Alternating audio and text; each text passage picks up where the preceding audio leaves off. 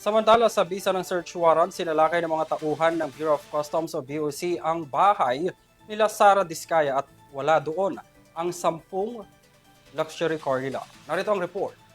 Sineseryoso raw ng Bureau of Customs ang usapin kaugnay sa mga luxury cars na pagmamay-ari ng mga Diskaya kung saan 2 na lang sa 12 mamahaling sasakyan ng mga ito ang inabutan sa isinagawang search warrant sa bahay nila sa Pasig City. Sa pahayag ni BOC Commissioner Ariel Nepomuceno, suportado nila ang ginagawang investigasyon ng Senate Blue Ribbon Committee laban sa mga maanumalyang flood control projects kung saan naungkat rin ang marangyang buhay ng mga Diskaya at pagkakaroon ng mga magarbong sasakyan.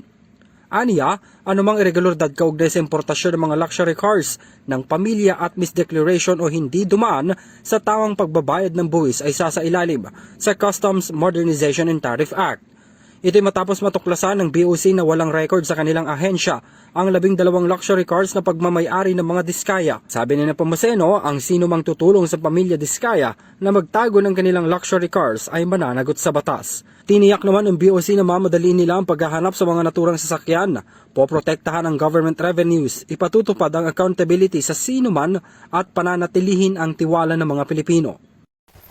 Sa isinagawang pagdinig ng Senate Blue Ribbon Committee kahapon, inamin naman ni Sara Diskaya na binili niya ang isang luxury car dahil nagandahan umano ito sa payong.